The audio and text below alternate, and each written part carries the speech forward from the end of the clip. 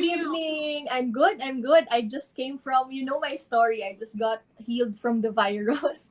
O, yun So, nga eh. this live is finally happening. Oo nga.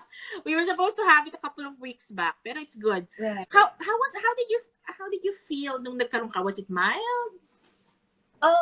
I'm not sure, but they classified it as mild because wala akong difficulty in breathing, but it was the worst flu. I think it's the worst flu I've experienced my entire life. I think it's because I did not get my booster yet during that time. And Ah. I'm not quite sure kung anong Omicron, but I think it was Omicron. Pero yung nang-experience ko mismo na, bukod sa Makati yung lalamunan ko, masakit. Parang may tonsillitis. Tapos, my Ah. back, yes, my body pains are the worst.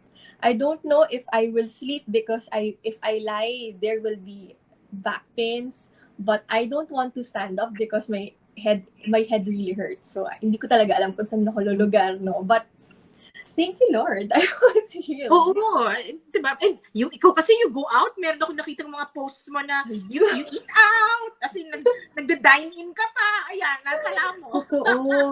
Totoo. But I think parang I started eating out again when I tested negative for antigen already. Kasi alam niyo, ako yung tao na kapag nandito ako sa bahay, yung creative juices ko, hindi talaga nagpo-flow.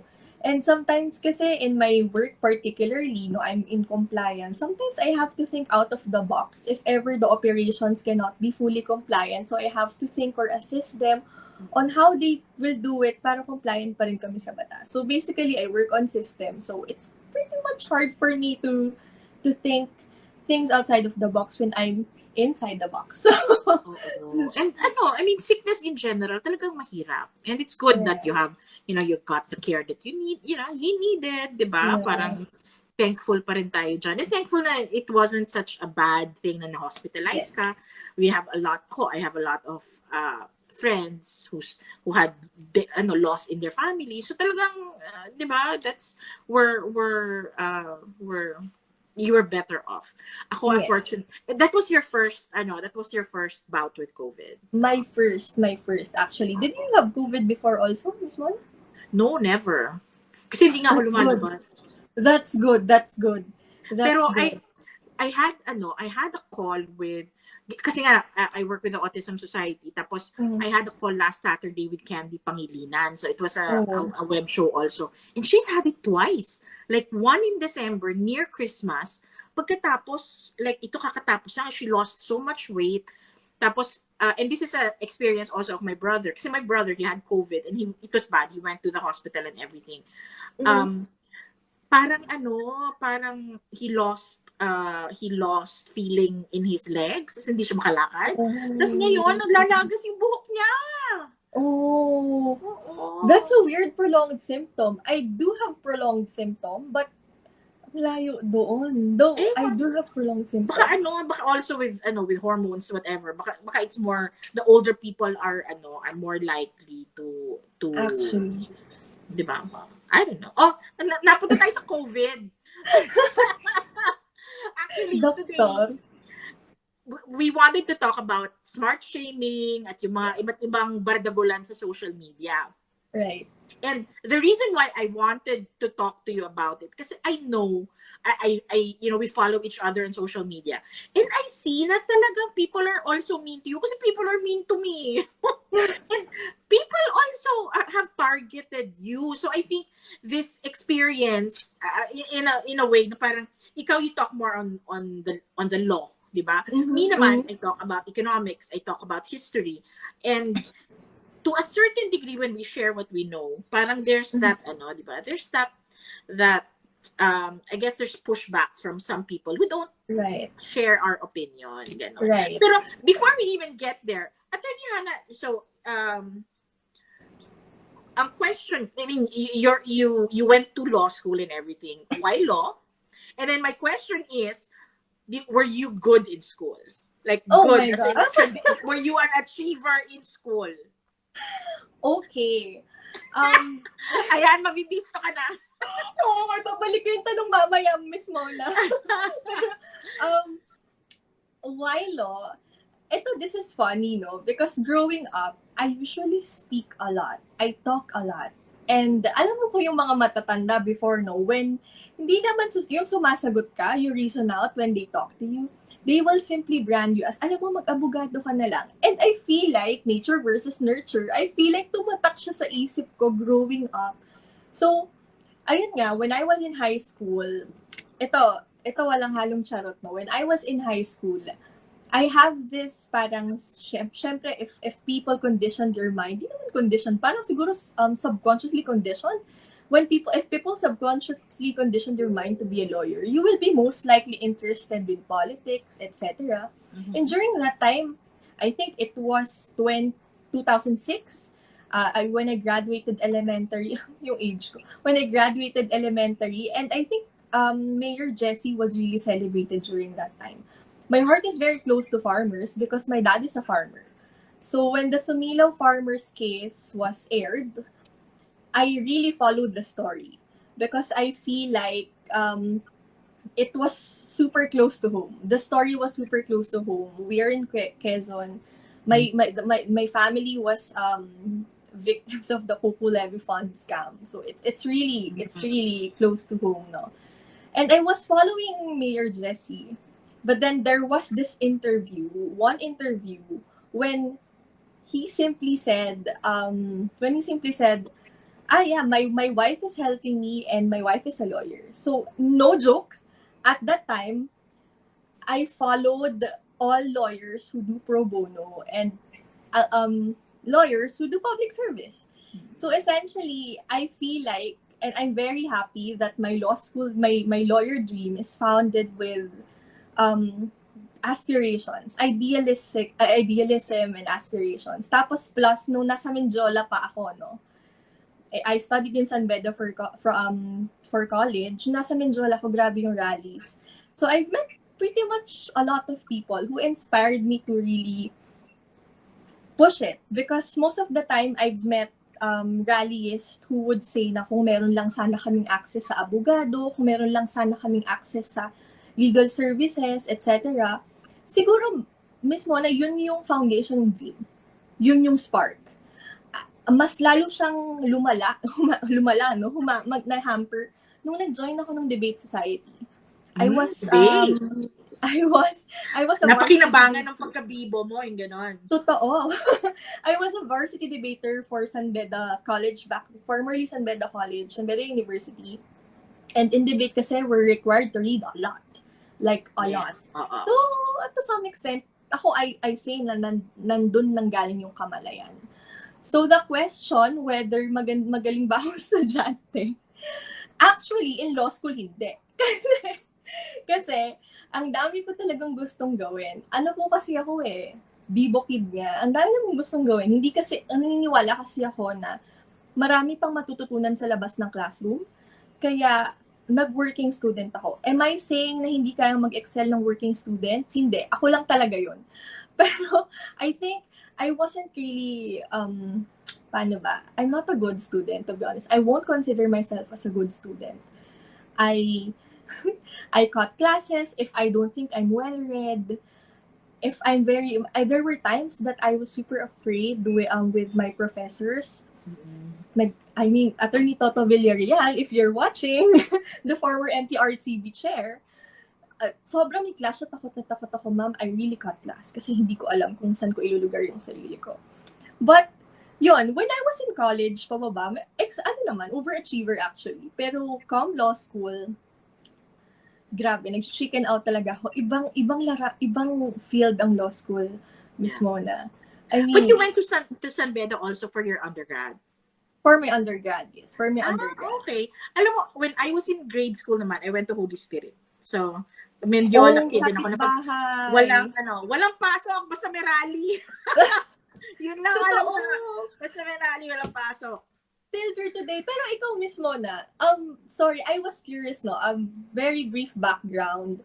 I passed UPCAT kasi Econ, BS Econ, but it's in UP Diliman. So I'm particularly curious. I know Econ, your master's is Econ, right? And then your college is business. Tama ba yung aking recollection? Correct. UP Diliman, yes. Yes. Mhm. Fan na fan. How's econ in UP? I mean, I how only did had, you like it? when you're a business major, you only had one required class for economics. That's Oh, Econ 11. So it's just one. Pero kapitbahay namin ng Econ. So I had so many friends from Econ. Yung orgs namin are actually, you can join each other. Like ISEC, you can be from Econ, you can be from anywhere. Yung ganon. So I had one class in Econ. And it was a very memorable class because my teacher was Winnie Monsod. mm, And this was before naging showbiz si Maring Winnie. As in, she was just a cool teacher na parang she smoked, tapos she carried a glass of nondescript dark liquid. Parang, syempre, iced tea yun, umaga-umaga, alas 8 eh. And the boys would think, hindi, may dala siyang beer. Ganon. So there's this whole myth around Winnie Monsod. And yung class namin, yung Econ 11, may lecture class yun. So she would lecture to 200 students. Pagkatapos, there would be breakout classes. Na ako, kasi hindi ako econ major, I don't get her for discussion class. Yung sa discussion class niya, the friends that I did know, na talagang aatakihin ka daw sa puso kapag si Winnie Monsod ang teacher mo. Yung parang, yeah, okay, wala, sige, moving on. Parang ganon siya. Hindi ka niya bibigyan ng chance mag-falter. Kung hindi mo alam, hindi mo alam, parang ganon. And that was the kind of the I guess reputation of Econ in our building kasi Econ right. 11 lang ang kailangan namin i-take. So Right. ganon. Oh, Yeah. nakakatakot pa rin nevertheless. I Hindi mean, naman. I can imagine the nerve wrap. Hindi naman. And she's what do you call this? I appreciated her more after. Now when you find out, okay, she's not one-dimensional. Pero I remember na I liked her. Sorry, superficial ako. She had a very nice style. She would always be in pencil skirts. And then 80s kasi, so she would have a wide belt that would accentuate her middle. So parang gano'n, she was very stylish in my eyes. Diba? Stylish na very smart in Econ. So it's a good combo. Oh, that's So, nice. okay. So, ikaw, Attorney Hannah. So, being a lawyer, na parang, hello, nag-aral ako ng law. You're talking about law. Ano yung profile ng mga tao na usually challenge ka or kapag yung alam mo it's so far from what they're stressing. I mean, what is your experience around that? Actually, what I've observed, no, most of the people antagonizing, for example, my views, I think we're law students or were once law students. Which, to be honest, mismo na, no, I mean, I try my best every day to come composed, although nakikita mo naman, no, since we follow each other on Twitter, minsan talaga meron akong sumasabog na moments. But I'm pretty, freak out ka minsan. as in, sabog talaga. Because I'm pretty much irked with people who I know knows the law. But, okay.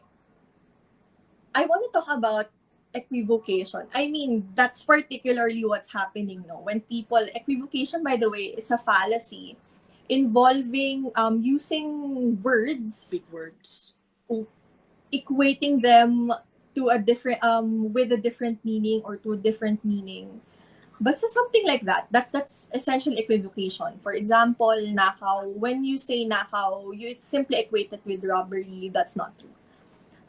It's quite frustrating because ako mismo na sometimes I don't want to investigate further on their background eh. Kasi it saddens me more when people who wish to enter the profession are the first one to attack you. First, nung una parang baka frustration lang niya to. I have to at least absorb these frustrations. Alam mo, I have to understand to some extent.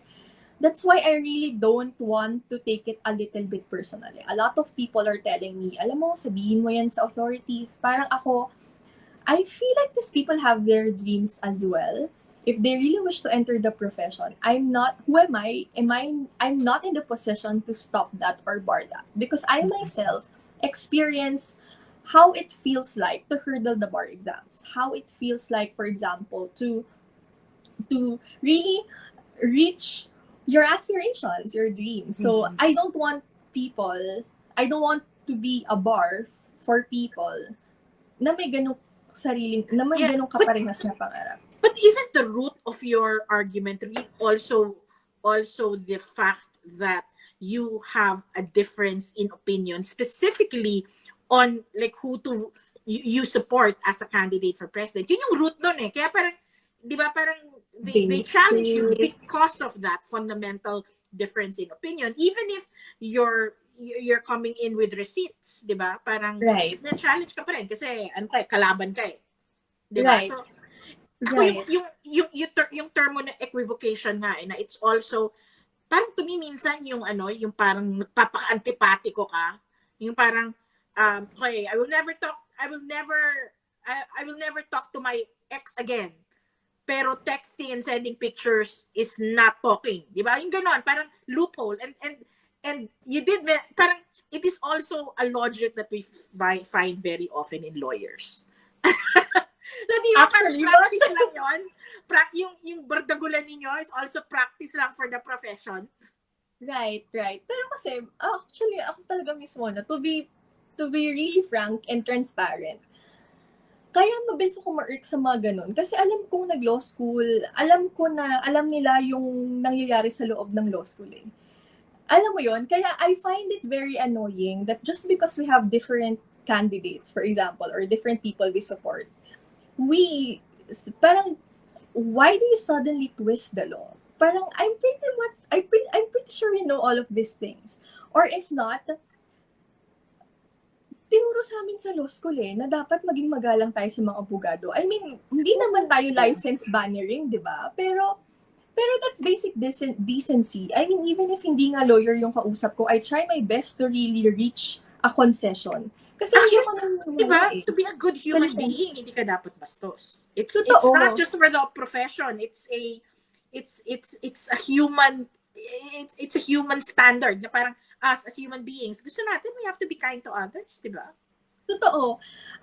Ako lang mismo, very curious lang ako with how you feel.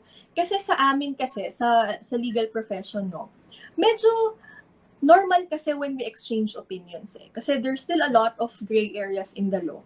And to some extent, halimbawa, I aired my opinion.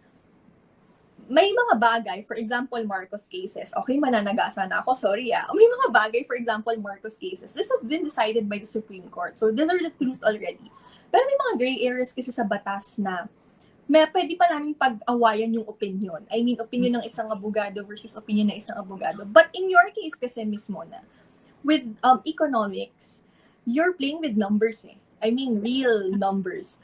How do you feel if people challenges these numbers and dismiss them as, wala, numbers lang siya?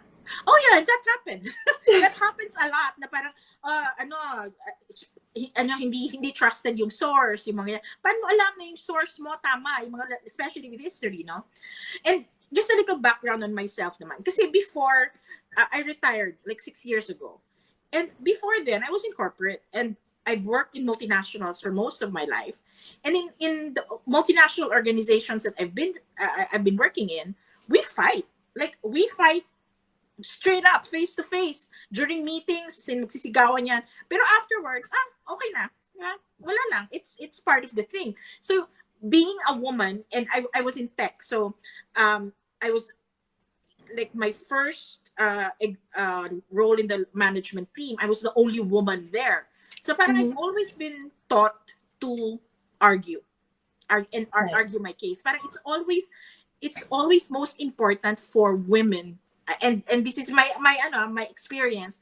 Parang we work twice as hard as the same guys in the same table. Na parang I have to express myself better. I have to work harder. So that was my experience. So when I retired, I went into in NGO work, and now I'm finding myself driving content or making content on social media.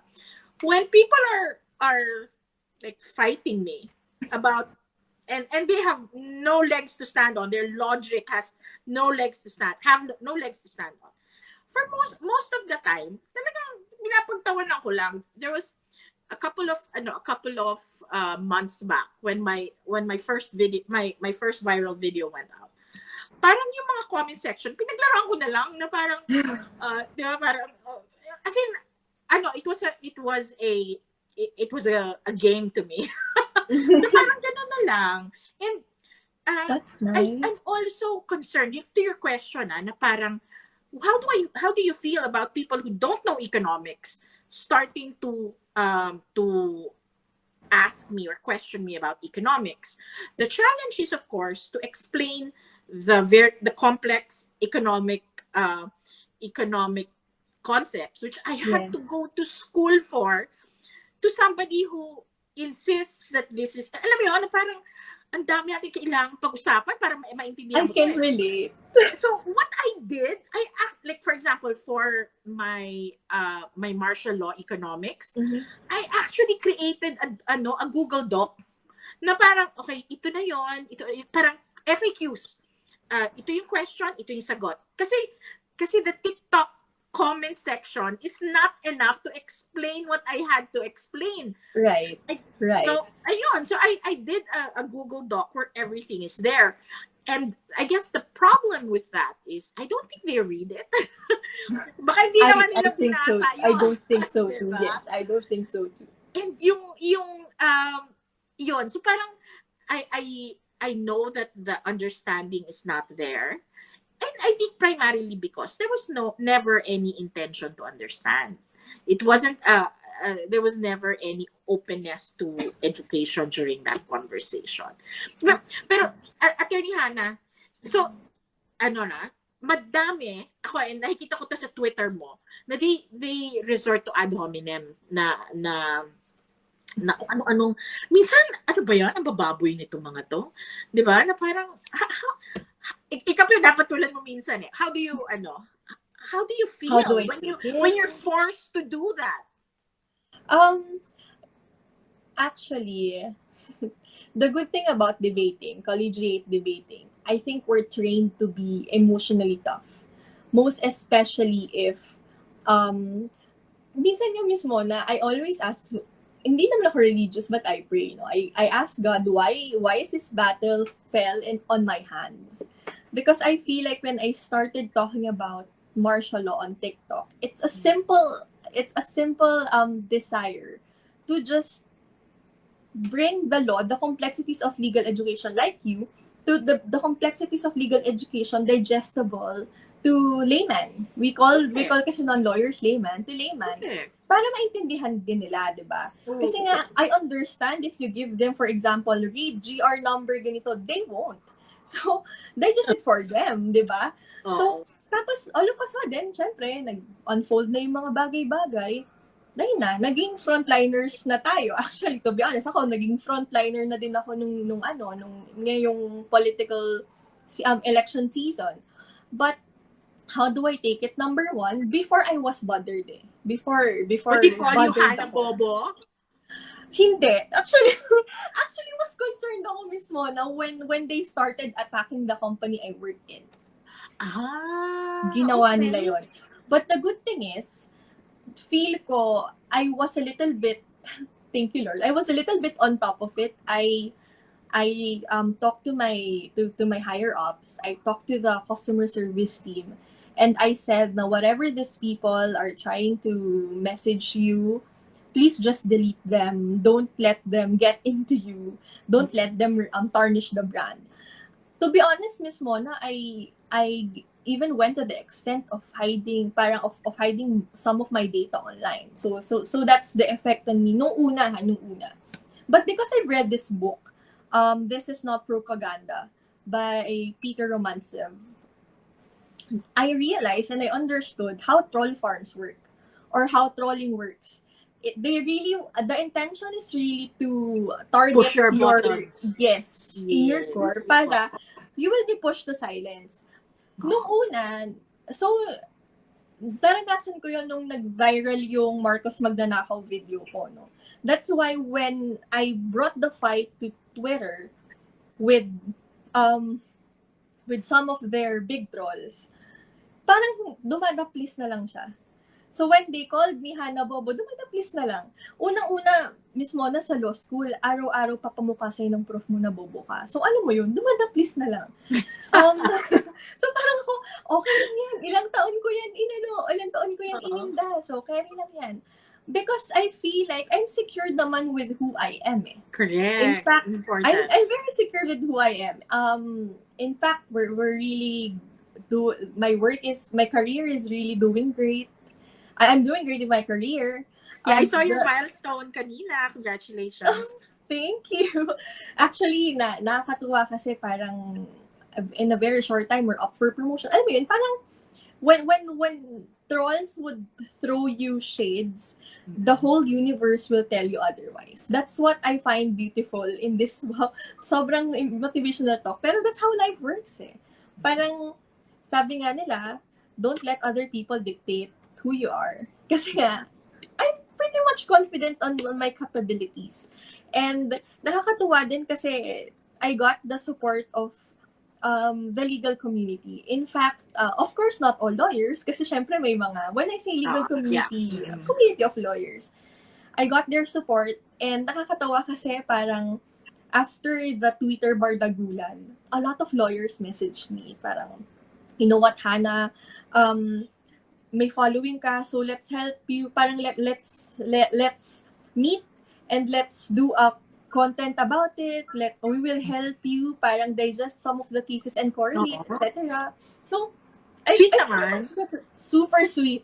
As in, sabi ko nga, alam mo, these people who are calling me parang incompetent, because I've been called names talaga, people calling me incompetent, etc., don't know how much the legal community is giving me support right now. And dun ko nga din na-feel na, okay, tama yung pinaglalaban ko. Kasi, ano mo mismo, na meron kasi akong tinatawag minsan na imposter syndrome ako. Yung parang tingin ako ko, di ba po, kasi po, di ba parang, imposter syndrome, guys, is the opposite of the Donning ka na naman. Because you have to explain. Sorry. Ayan, it's the opposite of the Donning-Kruger effect. The Donning-Kruger effect is when someone thinks that he's really, really good, and ayun, pero mali naman minsan yung sinasabi, parang sometimes on top na siya, pero hindi naman, basta when someone feels super competent, but in reality he's not. So yun yung Donning-Kruger's imposter. Feeling parang deficient ka in some way. Oo, omniscient, ganyan. Super expert. On the other hand, imposter syndrome naman is when you actually know something, but you're always afraid of committing mistakes about that particular mastery or craft. And nakakatawa kasi most of the time. Totoo, most of the time is one before I tweet, I read. Totoo yung I read my tweets and what I post twice or 3 times.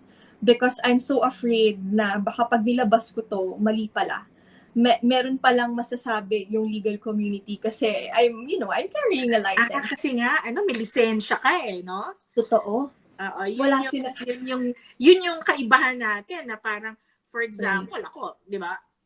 There's no license to be an economist. There's no license to be to be in business, di ba? So parang, that's the difference. Na pag may lisensya ka, talagang you have to be extra careful. Ako naman, my experience with this ad hominem attacks was when my martial law video went out. Nagkataon, it was the KBL convention. Tapos, there was si Gadon was interviewed, and he mentioned my content and me. He called me fat and ugly. Na parang, if you were not confident in yourself, na parang, oh my God, it's on TV. And ako, between me, and parang, when it happened, somebody sent it to me. And parang, oh my God, kawawa naman siya. Parang he had to do this. Does he have to do this? And I didn't even know Gadon at the time. Sorry, I didn't even know Gadon at the time. So I had to Google him. And parang, okay, so this guy says bobo a lot, right? Okay, so all right. And then I saw that, inaway din niya si Leonen, okay, sige, okay na ako. Okay ako in good company. Yung level, no? Yung level. Oo, di ba? Pero, oo, si Leon, okay na ako. Okay na ako. Sige, insultin mo pa ako, go. Kasi ganun yung... Oo, but when that happened, when people started attacking me, ang naging concern yung mga anak ko na my children didn't believe it or not, my children aren't into social media. So they don't like oversharing. They don't like documenting their lives on social media, which is very unlike me na parang ako, every little thing, picture, post, ganun, di ba? So they were concerned about me and what that would mean.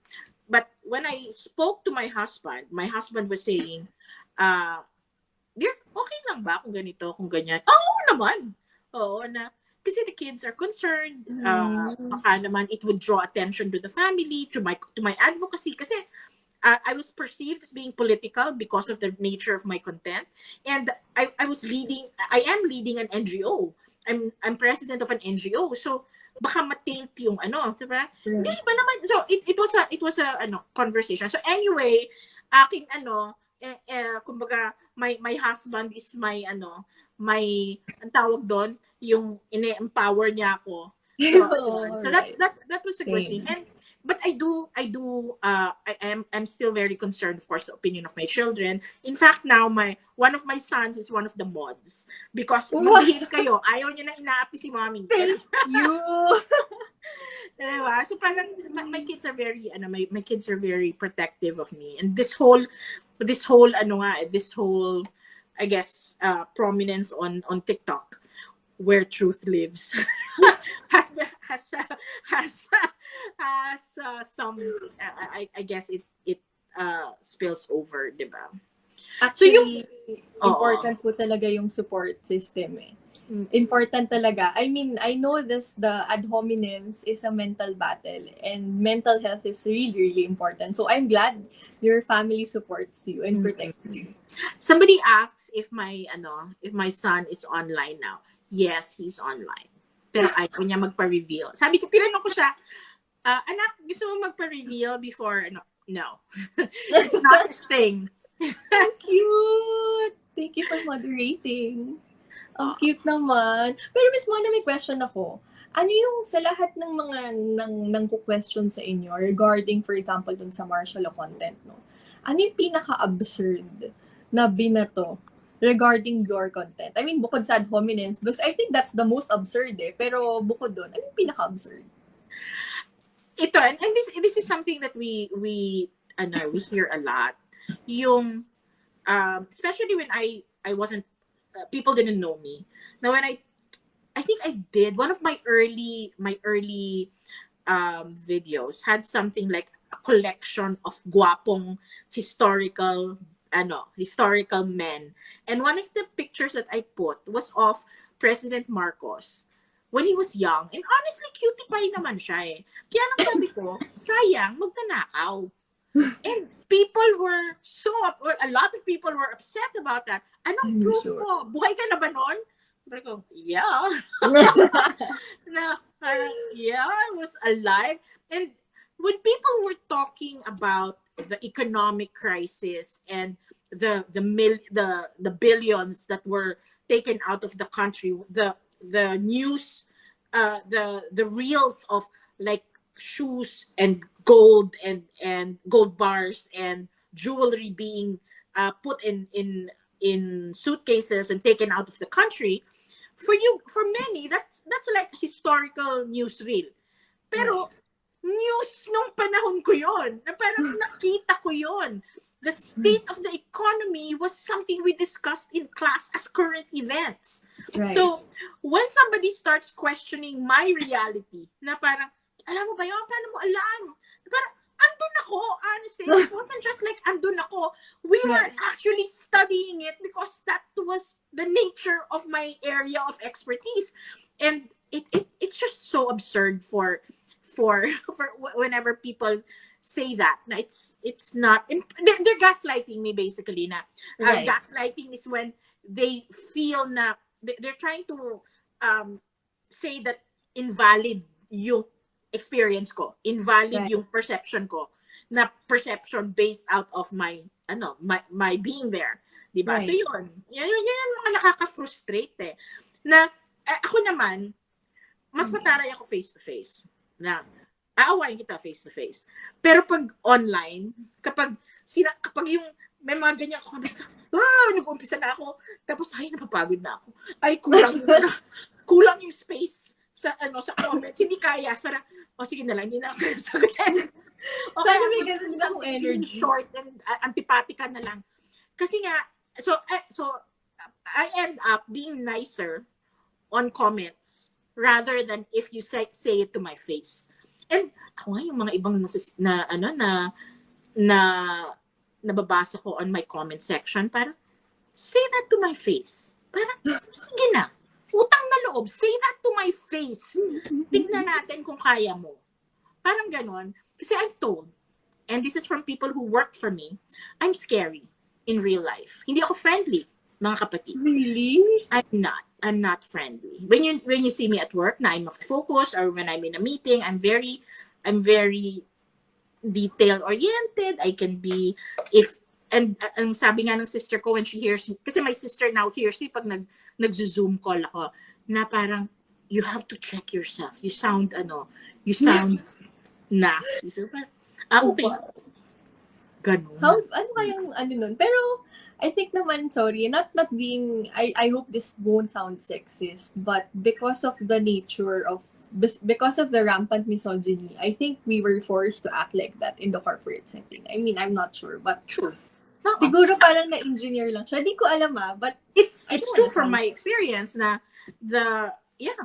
and before, like I was telling you, I was on the management team. My first management team role, I was the only woman.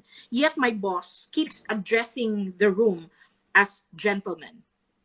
Yung gano'n, na parang gentleman. So by his call, I mean by his description of the management team as gentlemen, he excludes me. Diba? So I had to make my voice heard kahit sa totoo lang. Umaga gusto ko na lang uminom ng kape, pero present ako, I have to say something. Gano'n. Grabe, nangit maging babae sa bansang to. Minsan, napapagod na din. Pero, in my experience naman mismo na, hindi naman, I have to be very thankful, with my current group head, with the director I'm under. Very, empowering naman siya. Very empowering. And talagang, binibigyan kami ng authority. Yeah, 1988 ako nag-graduate na college. Hindi ka ba pinapanganak? So he really gives authority. But sometimes talaga you would encounter, men. I mean, you would really encounter men. And dalawa yan Una, ititirahan age mo.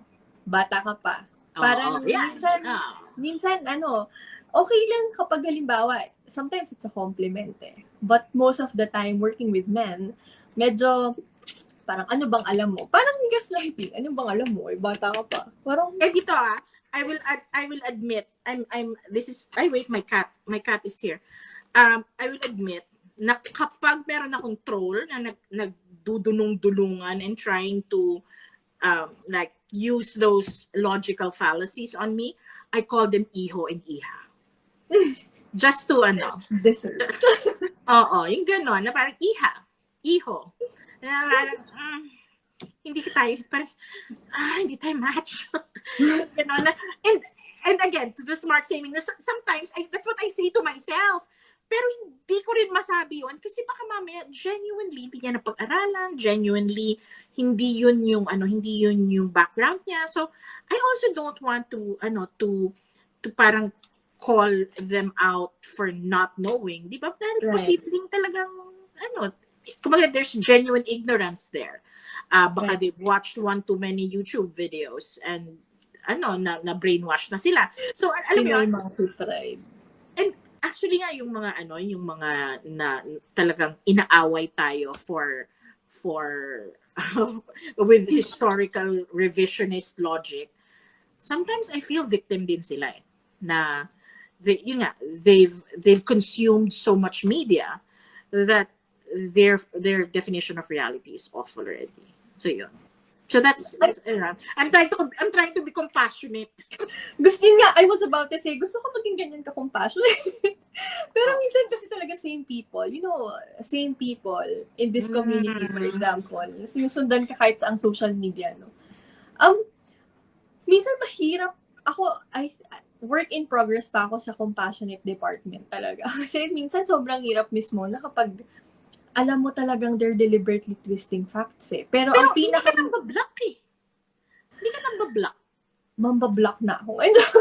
I think kasi, may mute kasi sa Twitter. Pero dito sa TikTok, ang dami ko na talagang binlock. Kasi most of the time din, they follow you just to report you. Kaya alam nyo, parang matalino kayo, pero mas matalino to. Minsan ginaganon ko na lang sila eh. Parang, kala nyo, alam ko yung mga karakas nyo. Report kayo, so bablock ko kayo.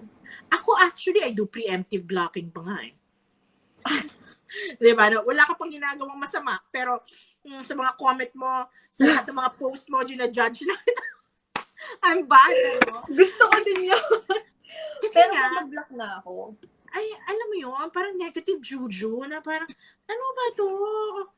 Na, ang babaw ng ang babaw ng what I consider bad words. So my children, alam niya, it's bad, it's not a good idea to say stupid, definitely not bobo, definitely not pangit, yung mga ganon. Ang babaw ng definition namin ng mura. So, when I go out in the yun, gaga. As in, we don't do that. Mga anak ko talagang, I don't know if I'm preparing my children right, pero mababaw din ang threshold nila for bad words. So, ayun, na parang, pag nakita ko sa comment section ko yung mga ganung words, talagang iba-block kita, not for anything, but for use of foul language on me. No, I don't want you. And di ba I always use that, why do you block? Are you afraid? No! Because I don't want, people in my house. Nakakadiri eh. As in, why would I invite people like that in my house? No! Oh my God, sobrang Titang-tita ko, I'm sorry, ganun talaga ang buhay. Kapag hindi ka deserve, hindi ka papasok ng bahay ko. Sobrang Miss Mona is a mood, guys. It's a mood. She's a mood. We're gonna follow. Actually po, next project ko na yan. Ngayon, nag-start po akong mam-block ng mga, alam niyo po yung usual na ng mamab. Ito na-feel ko hindi ako nagiging obnoxious or what or nagiging mataas yung tingin sa sarili ko Pero meron talaga kasing feeling kong assigned na trolls. As in literal, Miss Mona, these are accounts which I frequently see. Meron pang iba, fina-follow ako Tapos ang ginagawa lang nila the whole day is to QRT me or to comment here, kaya ako kinlose yung comment section na, bobo ka, tanga ka. Parang ako, you know what, engage with me in a very logical level, I would engage back. Maybe nga lang, you won't expect me to drop the passive-aggressives, no? Kasi I really do that.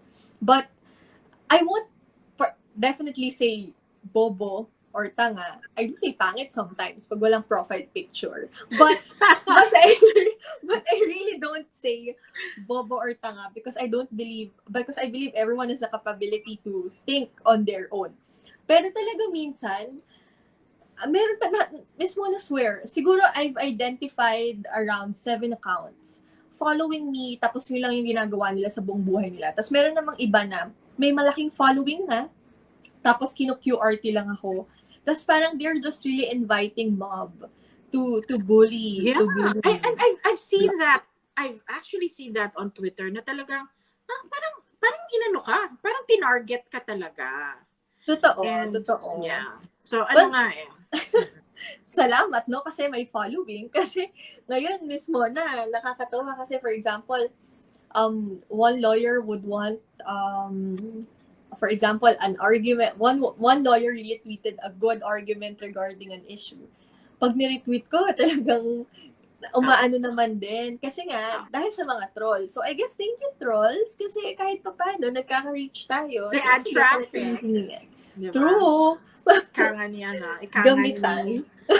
Sino ba yung, basta maraming mga di ba, mga artists na, yeah, sure, do put nasty comments on my comments. It's, on my, comment section, it adds to my traffic. So, True. Tsaka, when they engage us, for example, halimbawa, there's a very sound argument or kahit merong isang, alam mo yun, kahit hindi siya argument, pero parang statement na may laman, tapos, they will engage just stating na bobo ka or tanga ka. More than me, I think it's a reflection of them. So, hinayaan ko na lang din. Parang, okay. Pero yung na-experience mo na na parang kinukuyog ka, I think that also speaks to the Twitter algorithm kasi na parang there's like a bandwagon effect na parang it tracks because it's happening all at the same time na parang mali ka kasi sabi namin lahat mali ka. Parang ganon. Right. So there's that technique also that's happening there. So parang that's also a way for them to kind of get the following siguro that they need. Diba? Right. Actually, I'm pretty much irked with bandwagoning kasi madali lang kasing mga refute ka ng isa. Halimbawa, meron kasi silang tactic na minsan napupush din talaga yung wrong buttons. Halimbawa, may isang statement, imamob ka nila, ibubuli ka nila ng mob, no? Tapos, ang daming sinasabi, lahat may bobo ka statement mo. Or, Miss Pinky Amador is here. Hi, Miss Pinky. Hi, Miss Pinky. So sorry, Hannah, go ahead. It's okay. I'm just Miss Pinky. Hi, Miss Pinky. But, yun nga, yung parang minamob ka na, lahat sila may recall na bobo ka, or sana ikaw na lang naging abogado na nanalo kayo, mga ganong ganap. Tapos lahat sila, iba-iba yung sinasabi, mali lahat. So kung ako, minsan kasi meron akong tendency na, hindi, kailangan nilang malaman kung ano yung totoo. So, ang hirap mag-engage sa isa kasi ang dami nila. Doon ako naiirita kasi parang it's humanly impossible for me to reply to you all even if I do want to. I want to tell all of you that you're wrong. Totoo. Kaya nga, napaka-bibo. So, it's Hannah Bibo actually. Totoo. Di masyado. Pa-trend natin yan. Hannah Bibo. Nakakatawa. Pero, ay nako, nakakatawa kasi parang they're trying to make it trend. Pero every time that they try to make it trend, ang daming ginagawa, sorry, this is a little bit political, pero ang daming ginagawang malinong idol nila. So parang ako, yan, sige, kausapin nyo, parang wala masyadong gawin, para mag-trend na yung Hana Bobo. Kasi pag pinapatrend nila yun, may hindi attend ng interview. Pag pinapatrend nila yun, may sasabihin mali. So parang, sorry guys, I mean, I'm an irrelevant speck here in Twitter. Don't make me relevant that much. Kasi I'm just here echoing what the case states. Yeah. So parang ako, itong mga to talaga, mga pang-mablang. Nakakatawa. And sometimes, when I see somebody call others bobo, and when I report somebody, di ba, on Twitter, they're going to give you parang options to select 5. And I'm thinking, and you're going to get to review some of their tweets. And I'm thinking, oh my God, lahat na lang may nakalagay na bobo. Na parang wala bang, what happened to vocabulary here? Hindi ba ma-articulate why that person was wrong? Parang there is a decline in discourse because our vocabulary is limited. Na parang nakaka-sad. Diba? Right. Totoo po. Minsan yung gusto ko silang tanongin bobo ko. Sige, anong mali sa sinabi ko? Pero alam mo, parang minsan mismo na nakakapagod. Kasi pag sinabi ko yun, isa namang tanga yung i-reply. So parang ako, sige, batuhan na lang ba tayo dito ng words? Yun, nakakatawa lang. Kasi minsan, nakakatawa yung actually nung kin-URT ko nga yung when you announced this live, no? Minsan di ko alam kung saan ako lulugar. Bobo daw. Tapos may iba naman nagsasabi, ang galing mo naman. Hindi sana ikaw na lang nag-lawyer doon. Parang ako, so ano pa talagang gusto niyong identity ko? Gusto niyo ba talaga I'm dumb? Or you want me to... wow, ikaw na. Oo. Grabe yung smart shaming. Pero more than smart shaming ngayon, meron talagang mga it's a different kind of wow. Yung mga professional shamers. I mean, this does not happen only kapag yung mga yung mga professional yung shame, no? Pero this also happens within our rank. So for example, a doctor shaming another professional who simply because the professional is not a doctor. So parang ako, alam nyo, can we do a little better than that? Because I think, Miss Mon, I have this belief, no, that this is not me degrading anyone. But kapag kasi isa kang tao na may access ka sa edukasyon, tapos wala, talagang wealth is at your disposal. Well-educated, marami ka access sa resources, tapos suddenly, ganun lang kababaw yung mga argumento mo, I really judge. Lord, sorry, I really do judge. Oo. Because feeling ko wala kang excuse to be a victim of disinformation. But of course, kapag halimbawa yung mga masa, hindi ko, walang pang degrade. Pero halimbawa, nakikita mo na target sila talaga ng mind conditioning na ginawa over the years, mapapatawad mo Kasi alam mo, hindi ganun kalawak ang access sa resources. Pero itong mga professional talaga, mga professional, mga abogado din, kahit di mga abogado, mga negosyante, mga taong may access sa resources, tapos ganun yung asal, ganun, I mean, ganito, hindi ko ma-explain. Kasi it's not about their level of intelligence na sometimes. Regardless of education, it's already it's not as it's already their, I guess, ethics to a certain degree, Right. their value system kapag they continue to act a certain way. Diba? I actually saw on Twitter today, like it's an anniversary of that interview where a Duterte administration representative was putting down Ibon Foundation for being a communist front or something, and you know how that goes. Na parang that was a meme. People are making it a meme already and all of that. That person is so intelligent. Like her kids are from Pisay. She's very intelligent. She's a doctor. Pero at that point, parang what happened to you? Diba? So it's not about what you do. It's not about what you studied. At some point, it's now about which side you choose to argue for. Right. And that becomes the kind of it's what differentiates the sides. And it's not about it doesn't mean that if you're against me you're not smart, diba? Kasi Right. posibleng you're also very smart. So it's all about the what drives your argument. Right. And it's not usually the education. Somebody actually just also mentioned kanina about the circular argument. Mm-hmm. And ako personally, I see a lot of that when I tell them that this is actually based on scholarly studies, peer reviewed, not according to Facebook. And then somebody's going to say, no, that's not the truth. And how do you say it's according to Facebook? Diba yung parang the logic na parang there's a disconnect and there's also a circular argument around it. Kapag ganun ka, like nakahanap ka ng tao na you're already going around in a loop. How do you, anong default mo? Detma. Kasi to be honest, Miss Mona, ang pinaka-ayoko sa lahat ng fallacy tautology, yung paikot-ikot, circular arguments. Yung sinabi mo na nga, ito, nakakatawa. Ito yung, I hope I'm not getting too much on this platform, but halimbawa, sinabi mo na hindi kailangan ng criminal conviction para masabi mo, ma-prove mo na isang wrong yung isang bagay because we have 3 remedies under the law. Correct. So, yon. Tapos, ibabalik sa'yo.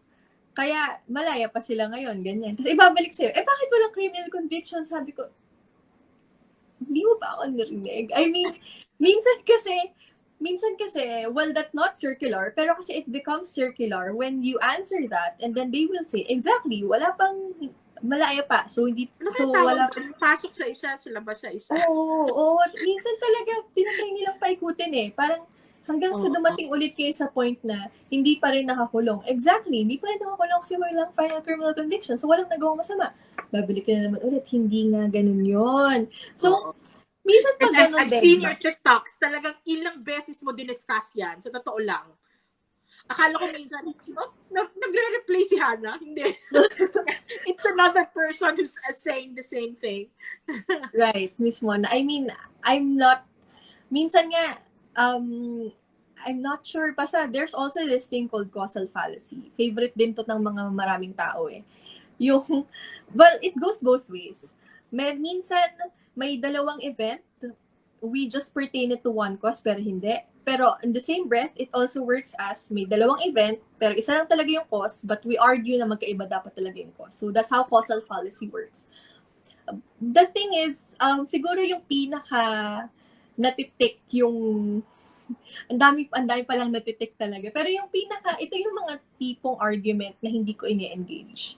Ito talaga yon. Yung causal, oo, kasi yung ang favorite ko yung nung martial law, yung pamilya namin hindi nahirapan. So, martial law is good for the country. Yung ganon. Oo, yung ganon. So, parang mahirap yon kasi lahat sa pananaw mo nang gagaling. So, yun yung pinaka meron pang mga statement na tawang-tawa din ako, hindi ko na ini-engage. Halimbawa, for example, I'll be going a little technical on this, no? Halimbawa, yung Supreme Court cases. Yung Supreme Court cases talks about Swiss accounts. And then, the criminal conviction talks about Swiss accounts. And then people would say na, no, it's a totally different thing. I mean, they're not living with the same set of facts. Bakit? I mean, sure ka? Hindi mo binasa ulit. I mean, I understand it's a different nature of the case or it's a different legal remedy under the law. But, parang minsan talaga, yung mga ganun mismo na I really defer replying. Defer kasi siguro pag may energy ulit ako, minsan I digress. Kasi I feel like the kind of fallacy demands you to go through the facts. And if you go through the facts, sometimes I really don't want to spoon feed people. It's good if sometimes halimbawa I think it's my duty to break down complicated concepts. But if entails me tolerating people not reading, parang hindi naman tama. As what I've always say, Article 3 of the new Civil Code, ignorance of the law excuses no one, and our case laws are laws. So might as well, it's not just my obligation to study it, it's also our obligation to read it, to know about it. So, kapag ino-okay mo naman sila, nakasmile ka pa din eh. Yeah. Minsan. Bakit 3 times din yung minsan yung yes, this is it. Di ba? Opo, style yun. Pero sa likod ko, parang, naku, ito naman ito mga, parang what I say kasi on Twitter is far different on, I really have a smiley face kasi talaga. So, when you deliver your arguments, the fact that you're smiling, sometimes, parang, is it condescending? Do they feel that that you're condescending? Well, I don't mean it to be that way, but if talaga? But if the shoe fits, ako, I look like condescending. Passive aggressive, admit. Yes. I think queen ako nun, lalo na sa office. You can ask my office mates, queen ako nun. Ako naman, ako rin naman, I smile when I deliver that. Kasi parang, so outrageous eh. Parang, why should you not smile? Parang, this is so delicious to deliver, di ba? One of my favorite things naman to also react to is when there's false equivalency. Mm-hmm. Na halimbawa, they're going to say something like, okay, sabihin ko na, for example, the GDP to debt ratio during martial law was bad. Our economy was bad.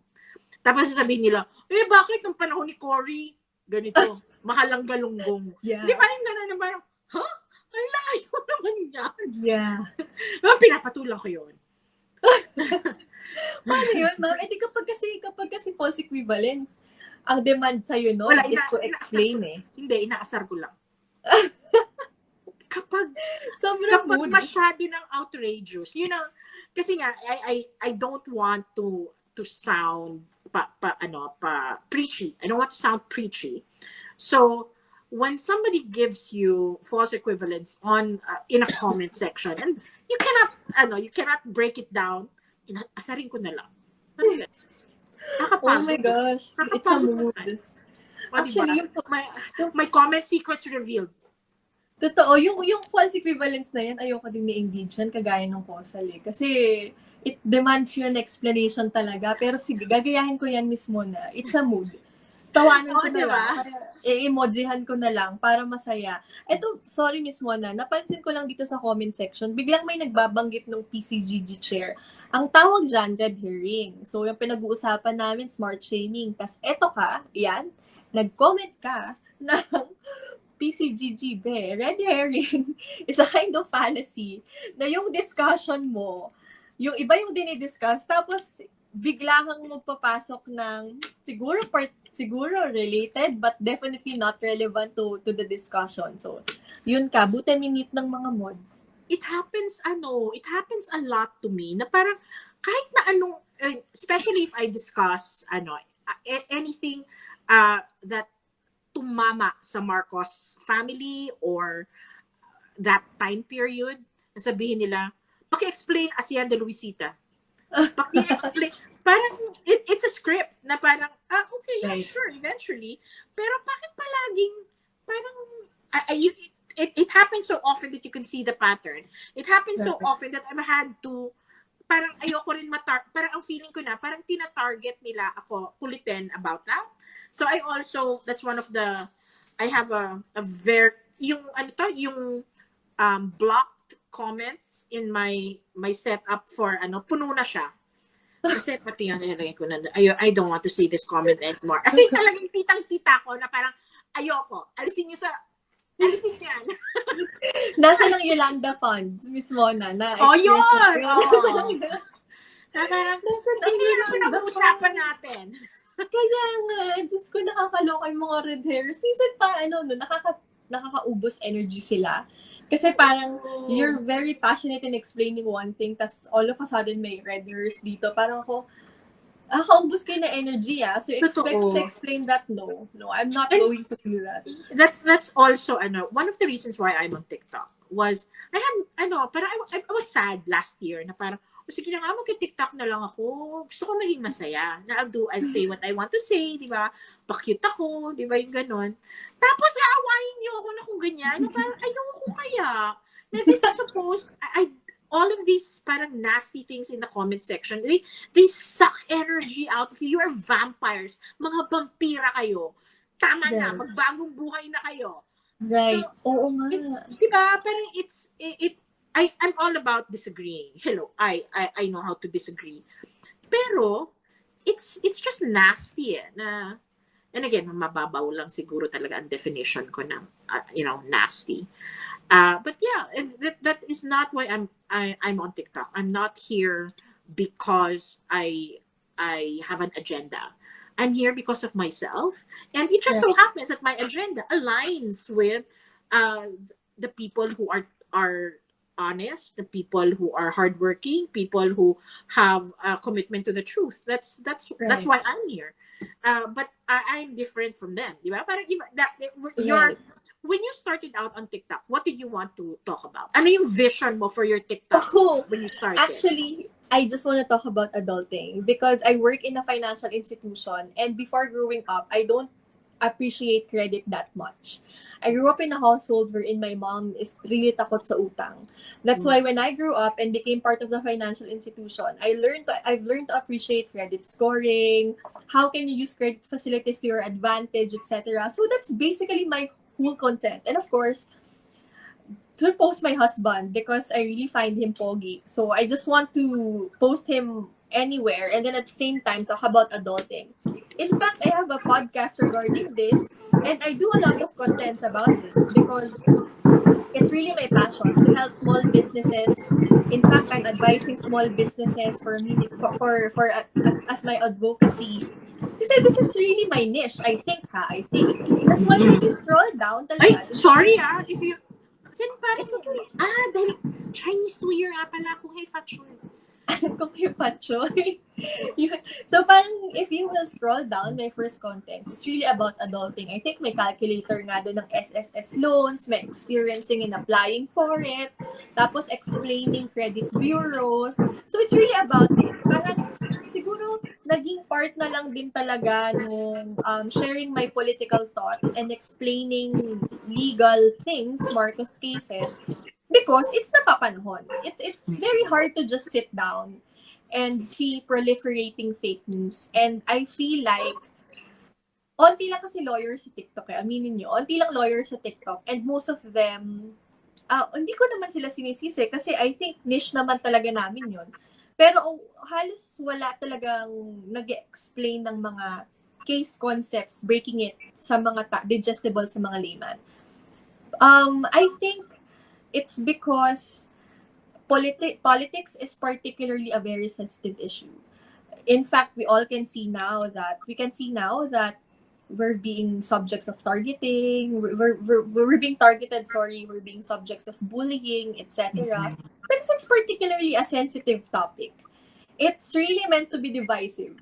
I mean, when they say na unity, ganyan, I will always tell them na, we won't hate each other. But politics is really designed to, debate, for us to stage a Yeah. debate. That's why nga may parliamentary, may opposition. That's what a democracy is. That's how that works. Exactly. So it's really not divisive, It's really it should be a healthy exchange of thoughts. But you've always been political. You've always been political as even as a student. Well, I was a college politician, but I think yes. I was a college politician. I was San Beda Student Council President before. Pero no plans, definitely no plans in running in any office. But I find politics really, really fascinating, interesting. Most especially kasi fan ako ng English politics eh. English politics yung talagang may solid na party list yung labor, tapos tsaka farmers, tapos talagang sinusulong nila yung, because they're really politically mature. Props to them because they've been here for ages. My son is also my son also follows British politics. Oh, I would love you would quit, yeah. Yeah, but we're pretty much kasi, to be honest, I always tell people na, give Philippines time because Philippines is a pretty much young, it's a pretty young, relatively young country. If we would compare our political maturity with, for example, kahit na lang US eh, pero British talaga, fan ako. Tsaka, economics-wise, fan ako ng Germany. But anyway, if we will compare our system to them, bata pa talaga tayo. That's why I don't think, natatawa ko kapag sinasabi nila na united, ganyan. Pero pag nakikita ko yung banters, it's all about ideology. Sabi ko, no, we're not, this is not particularly divided. Parang when you say kasi divided, parang it's, how do I coin this? Parang civil war-ish. It's not like that. It's not supposed to be like that. But it's really supposed to be a market of ideas. Perhaps polar ideas. I've never been political myself. Like when I was in college, I was in college in UP in the early 80s. Imagine yun na lang yan. Mid 80s, sorry. And this was the time na I was in college when EDSA 1 happened. I was in college after Rolando Galman was acquitted. So this was a time na ang daming rally. And ako personally, ako lang yung nasa classroom na parang, bakit walang klase? Yung gano'n. Parang all of my classmates were out on the street, joining, like, skipping class. And I would be the only one na, sige, ako na lang yung taga-catch ng professor to ask for notes or whatever. So I was never really interested in it.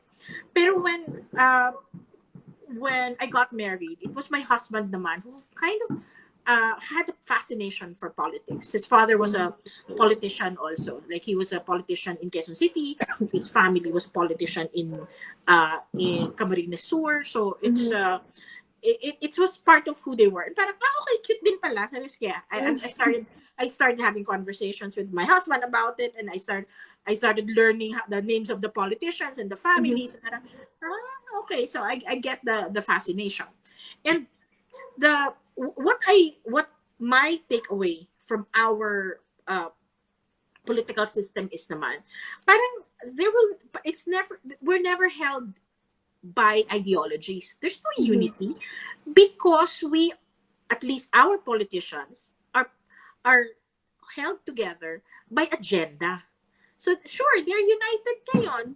Next election hindi na ulit. 'Di ba? So there will never be quote unquote unity unless people abandon their agenda and go for Right. ideology, which will Right. take a while. I think the political parties we have now, so, hindi talaga Right. ano yan, hindi talaga yun yung yung pangalan nung ano nila party, hindi naman yun equivalent to what you call this, what they want to do, di ba? Parang That's true. I saw, sorry mananagasa ulit. I saw a lot of liberals um barring liberal policies. So that's basically it, you know. They're really in political parties for purposes of machinery, but not really for ideology. And I think that's pretty explains why we're super young. The political maturity is still, you know, hindi pa talaga hinog. That's why if people would ask me, no, and eto, so medyo off topic din, pero if people would ask me what I look for in a candidate, I will always say, you know, I don't really believe that much in centrism when it comes to elections. But siguro at this point, I'm really gunning I'm supporting someone, or I will be supporting someone who I think may be at least a centrist. Because at this point, we need to be really exposed with the idea of walang barring of ideologies. We have to be very used to ideologies, the battle of ideas. And I think we can do that in a centrist government. I think naman the main goal of the government is to be centrist talaga. But of course, in elections, you have to pick a side.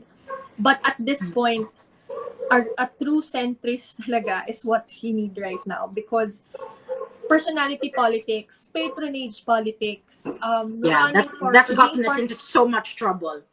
exactly Diba? being in a political party for purposes of machinery, having their own agenda. Yun yung uso ngayon sa Pilipinas eh. Political dynasties. Pero ito Unless, nga eh, sige po. I think we don't have it. Most of the people who are looking at us now, they very likely do not have an ideology in mind, di ba? A Mm. specific political ideology in mind. So ako, like myself, when I am selecting my candidate, I am looking at, and I have an entry about this. I genuinely am looking for um, credentials and Mm. experience and results. Kasi yung credentials, this is something that it's my glitch, no? My father kasi was a believer in studies, in studying. Mm. Not to make you smart up over everyone else, no. But the fact that nag-aral ka actually gave you certain rigors. You've proven yourself Mm-hmm. to have been capable of achieving certain things and going through certain rigors. It gives you it gives you uh, you know uh, hair on your chest. Alam mo yun, parang gumagaling ka because nalampasan mo. If hindi Mm. mo nalampasan yung something as fundamental as studying, then how can you take on something as complicated as public service in the highest level? So I'm very particular about that. I am very particular about education. I'm sorry. I mean, it's really my glitch na yun nga na kailangan yun eh. And if you are unable to, like some of our candidates, na hindi sila naging tradition, they weren't able to go to school at the right time. They went to school when they were older. I would even give that as Props a to them. plus to them. Yeah, right. Na they fought their upbringing, and still they still went for that education. But we have Right. a candidate na he had everything given to him on a silver platter, and yet he chose not to. That Right. it is something that I do not find appealing. Right. So that's one thing. And the other talaga is, and it's not that that I'm being elitist. It's not an elitist thing. I think we've been uh, di ba, we've been our country has been victim to populists already who did not Yeah. have the traditional credentials, and it didn't work well for us. So Right. talaga I'm going for, when I talk about history, I talk about yung talagang mga statesmen na, Carlos P. Romulo, sila Pepe Diokno, di ba, yung mga sila Magsaysay, na talagang they were, uh, they were examples. They were Right. genuine examples. They had the credentials, they had the experience, they had the heart. Di ba? Yung mga ganon, yun ang masaya eh. Right. Na, In fact na, nga, yung unang government natin, even if nagkandalabo-labo sila doon, yung caliber, kahit may mga masasama, yung caliber ng mga tao talagang Apolinario Mabini is a lawyer. Alam niyo po yun? yeah.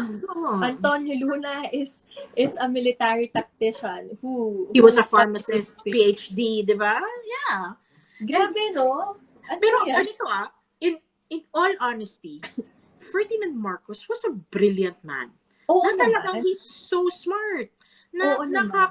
nakaka ano yung talino niya. And that's now where it's not just that, na hindi lang smart.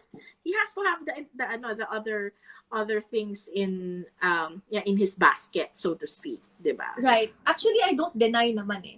Even if I have been a staunch critic of the family, I don't deny. I always tell them na, you know what, there's this one law that of Ferdinand Marcos na ito hindi talaga nanggaling sa kahit kaninong utak. Kasi, di ba, yung 13th month pay, it came from OPLE. Pero this one talaga mismo na galing talaga sa utak niya, the trust receipts law. You know that particular law. So basically, trust receipts law, di ba, yung cheque, it's a representation of money. Gumawa siya ng batas para illegally recognize yung isang paper na representation ng goods. So halimbawa, yung goods, I mean, that's genius for me because during that time, how would you transport goods? How would you make one liable for the goods? I mean, goods meaning machines, yung hindi mo kayang i-store sa isang kwarto or ipa-ship sa Lalamove, di ba, or LBC. But it's very genius for him to create that particular document. So parang ako, just reading the trust receipts law, you will realize the caliber of this man. Pero, yun nga, as what we've said, you just can't bank on that in this election. I mean, the Ginamit guy niya yung was dead. superpowers niya for bad. Totoo, in fact, ang Diba? sama-sama niya talaga. Parang, sayang nga eh. Sabi ko nga, alam mo sayang. Kasi I think Quirino was eyeing him talaga to be the next Ilocano who will parang, alam mo yun, magsasalba sa Bilibay, Messianic No, complex. but he was a replacement. Ang gine-groom nila before they nominated Marcos was Arsenio Lacson. He was the di ba? He was the guy that they were supposed, but Arsenio Lacson died. So he died of a heart attack. So parang sayang. So that's the candidate that they had. But anyway, so all of this said, Hannah, so ito I want to have kasi a call to action eh.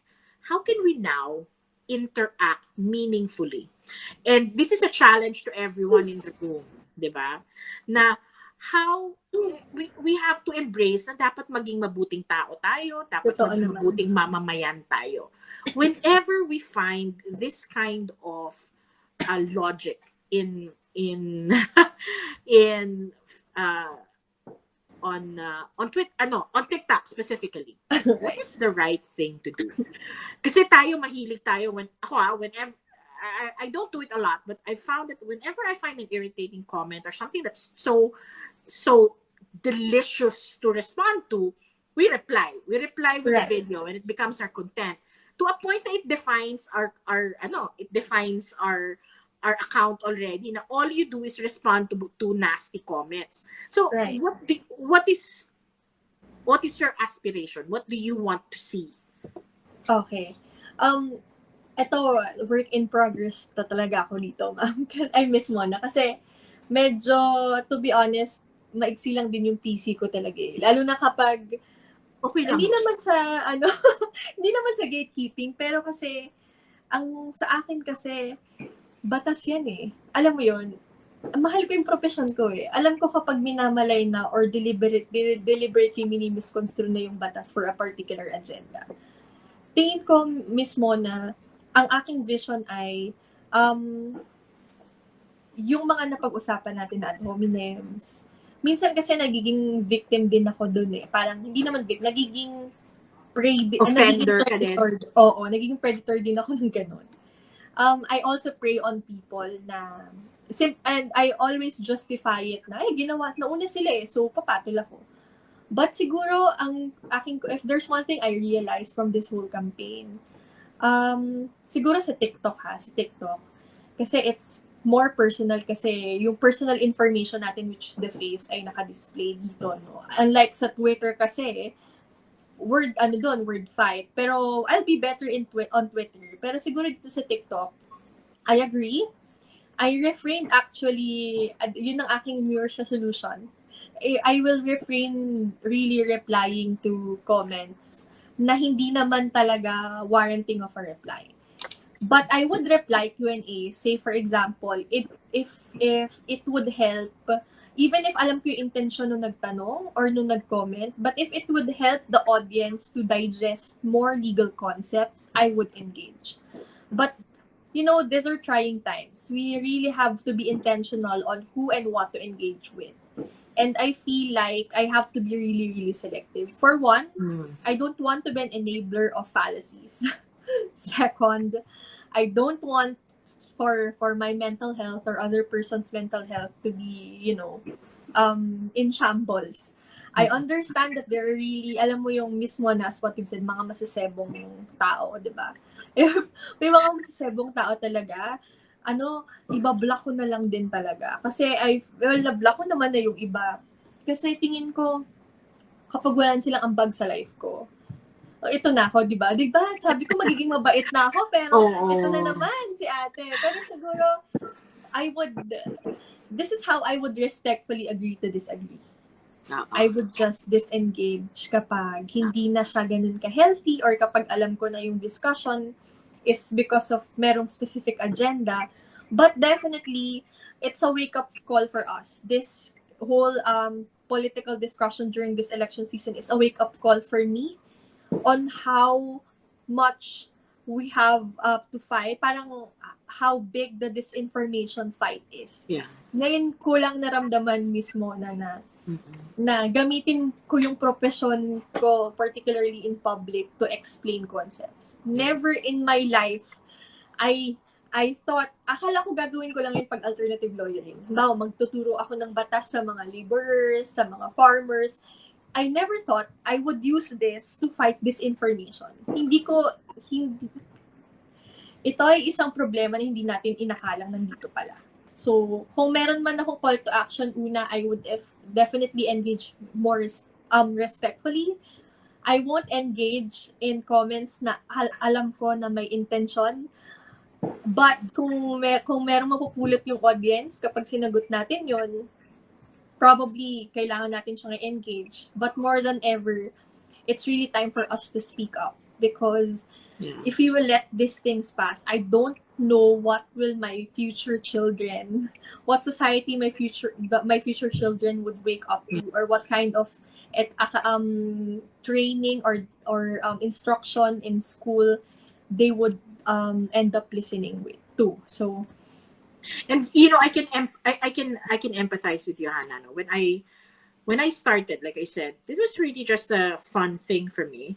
And then when people started making it known to me na the people are believing wrong versions of history, na made up versions of history, my sensibilities talagang were offended na parang bakit kayo naniniwala dyan? So parang I started having this kind of almost like rage na parang, oh my God, Taliano gold? Putang na loob, saan man galing yan? So I started feeling like that at first, no? Pero I realized na being a netizen, tayo it is both a privilege and a responsibility. So, lalo na tayong mga content creators na, you and me, we try our best to provide quality, with factual content, but parang we're being bullied for it. Diba? To a certain degree na parang they try, but we don't feel it. Pero they try to shame us, they try to bully us into agreeing with them. So I actually have to step back and try to be introspective about it. Na kasi nga maldita ako by default. So kapag maldita ka, na talagang and yun nga na I have no problem with fighting you. Like face me, I fight you. Kamuntik na akong ma-kick out dati nung high school kasi titinapong ko yung kaklase ko sa stairs kasi kinukurot niya ako. So, tinapong siya sa hagdan. Yung ganon. Deserved. But, yeah. So, anyway, so parang my default is magmaldita.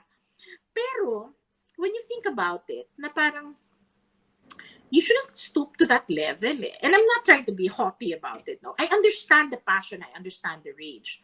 But, we should not become the beast that we are trying to slay. Diba? That's it. We should not become the beast that we are trying to slay. So if ever you hear those fallacies, you hear those types of logic, there must be another way to talk to them. If talagang ako judgmental din ako, na kapag may nag-comment ka, tignan ko muna yung account mo, okay, sige, 0 followers, tapos yung post mo lahat, puro mga game, okay, sige, hindi na kita papatulan. Diba? Partida mo na yan, sige na, nakapag-comment ka na. Yung ganon. So, it's all about live and let live, and just don't become like them. Pero I know that it's hard, especially na hindi pa tayo wala pa tayo sa campaign period, and already there's just so much vitriol out there. There's also this thing where they are painting your house without your permission. Ikaw you're pink, ikaw you're this color, ikaw you're that color. Na hindi nga, tinanong mo na ba ako? Sinabi ko na ba sa'yo? Pero, di ba? Hindi nila, and sometimes it's not about the personality that you're, especially the logical people, no? It's not just about the personality, rah personality. It's what that person stands for. And that is the most important thing to you and people like you and me. It's the qualifications, the qualities that kind of spur this whole conversation eh. Pero anyway, so yun, parang yun ang aking yun ang aking reminder to myself and my call to action for everyone else. Parang be nice, don't become monsters like them. Wait, pwede mag-plug? Magka-plug din ako kasi, okay, ito. The Human Rights Violations Victims Memorial Commission is running a Atbp TikTok competition. Wow. So, there are cash prizes at stake. Tapos the deadline is February 14. So, I will be one of the judges. Kasama ko si Ding Dong.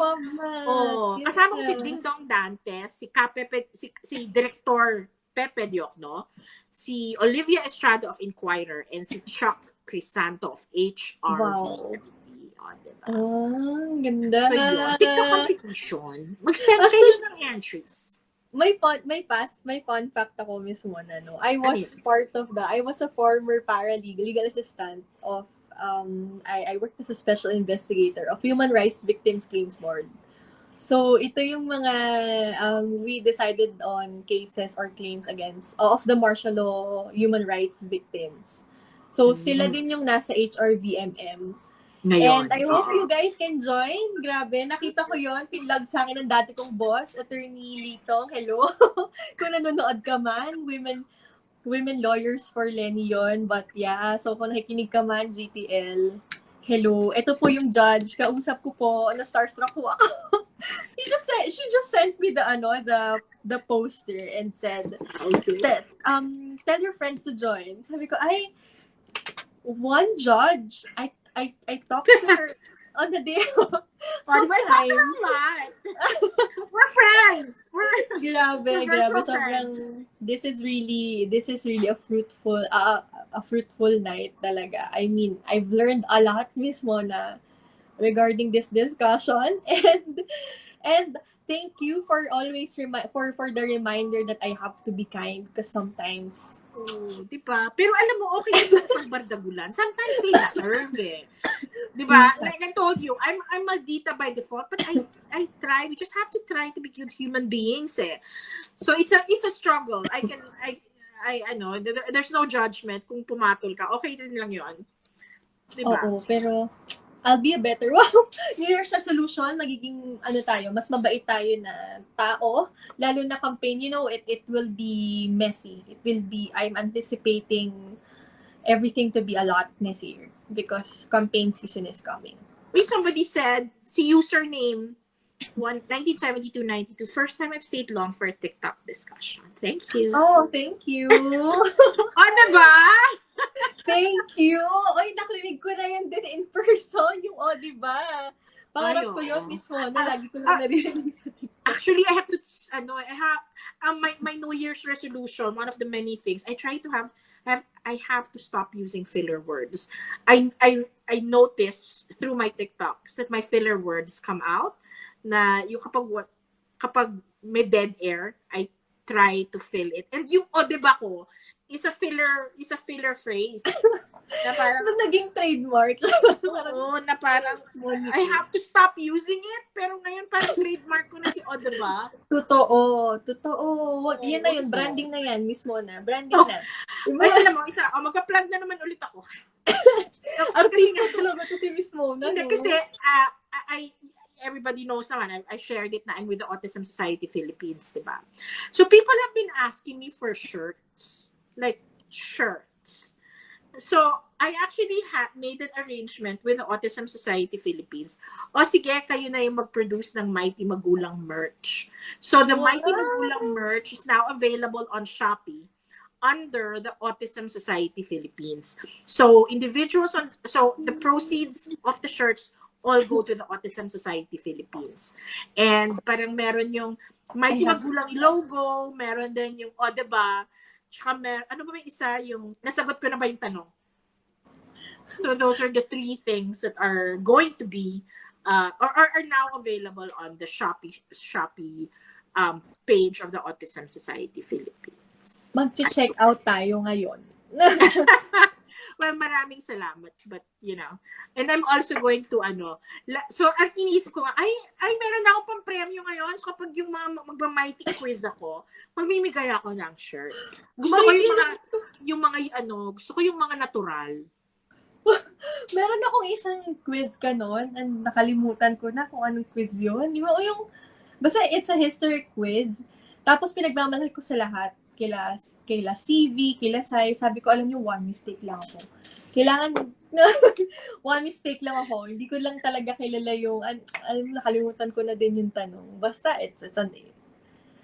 ancient yung tanong datu or something, nakalimutan. Or no, parang mythology. Basta nakalimutan ko na, babalikan ko, promise. I look for it. Sabihin ko, Miss Mighty, ito lang po yung talaga yung mali ko. Sige, this week lalabas ulit ako ng quiz, 'di ba? Dahil nahihirapan na I haven't been on TikTok for a while, so I promise I'll do something tomorrow. So ayun. Tapos na tayo, Miss Hannah. Thank you so much. Thank you so much. Thank you so much for may pa-plug pala ako saglit, pero hindi ikaw naman, big thing. Hindi to big thing, no? Parang siguro it's just something I started last month. But I'm currently on Spotify. You can just visit anchor.fm/The Millennial Hustler. So that's me. So what I do there, I talk about adulting, finances, and side hustling. So yon, I hope to catch you there. Yun lang aking ipa-plug, Miss Mona. Sige. And ano nga people are also telling me, oh, you should have a presence on YouTube, you should have a presence on Spotify, you should have a presence on ano, pero parang sige, one at a time. Maraming Right. labada.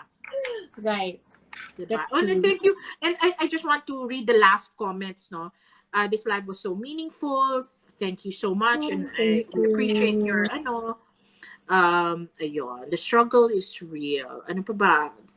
Thank Oh, you. hindi ba si Ojiva? Hindi, ano ba yun? Ano yun? I always see that. What is Ojiva?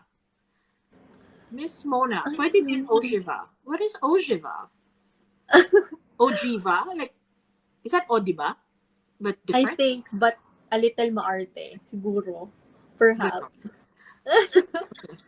I'll have to Google that. I don't know what that means. Why it's Ojiva. Oju. Si Madam Inuts daw yun. It came from another web famous, Madam Inuts. Yun daw ang Who's that? kanyang parang ano. Who is that? Madam Inuts Am I is a doing live a seller. copyright violation or she's violating my copyright? No. Perhaps. Parang Hindi ko alam. different arte, different twang. Sige, hanapin natin yan. O, diba? O, ayan. O, yun, nag-filler word na naman ako. Ano ba yan? Trademark. Branding na yun. It Branding happens. na yun. Sorry about that. But anyway, thank you for all of the hearts and the roses and the fun stuff that you sent over. We had a lot of guests today. Right now, we have 170 plus people. Thank you for staying. We're closing up. And thank you for our 62,000 likes this evening. So if you want us to do this again, let us know. Kasi wala po akong structure. Kapag feel ko lang, tsaka tayo maglalaro. Diba? Pero if there's anything you want us to discuss, let us know para we can talk about it, schedule it, and have fun while doing it. Basta dapat kesang ganda at kesang smart ni Hana rin ang kakausap. Grabe naman si Miss Mona, kahit siya yung laging sa schedule, booking yun si Miss Mona, ibubook mo siya, dapat early appointment, ganon. Totoo lang. Kasi nga, madaming labada.